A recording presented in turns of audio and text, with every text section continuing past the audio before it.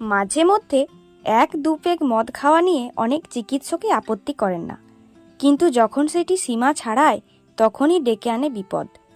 অতিরিক্ত মদ্যপান শরীরকে একেবারে শেষ করে ছেড়ে দেয়।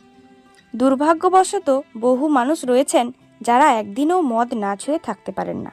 লিভার, সেন্ট্রাল নার্ভাস সিস্টেম, হজম ক্ষমতা, অগ্নাশয়, হাড় ও মাংসপেশি, ইমিউনিটি, এমনকি প্রজনন ক্ষমতা সবেতেই মদ্যপানের নেতিবাচক প্রভাব পড়ে। অনেকেই এই আসক্তি থেকে বেরিয়ে আসতে চান, কিন্তু পথ খুঁজে পান না। অনেকেই জানেন না টানা 28 দিন মদ না খেলে শরীরে বেশ কিছু পরিবর্তন হতে পারে এবং নিজেই সেই পরিবর্তনগুলি বুঝতে পারা যায় এবং দেখতেও পাওয়া যায়।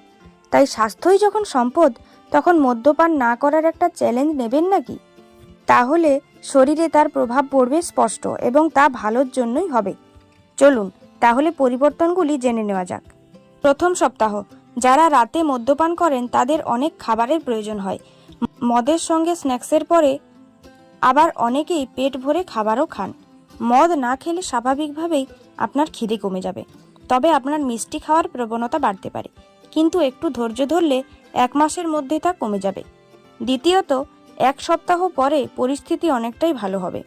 ঘুম ভালো হবে, চেহারায় তার ছাপ পড়তে বাধ্য, চোখের নিচের কালি দূর হবেই, গন্ধ ও স্বাদ গ্রহণের প্রবণতা বাড়বে, মূত্র অনেক পরিষ্কার হবে, দাঁতের রং বদলে যাবে। তৃতীয় সপ্তাহ, মানুষের লিভার 3 সপ্তাহের মধ্যে রিকভার হতে শুরু করে। চামড়ার রং পরিবর্তন হয়, হজম ক্ষমতা বাড়ার জন্য চামড়া কুঁচকে যাওয়া বন্ধ হবে। চতুর্থ সপ্তাহ, শেষ সপ্তাহে আপনার ওজন নিয়ন্ত্রণে আসবে।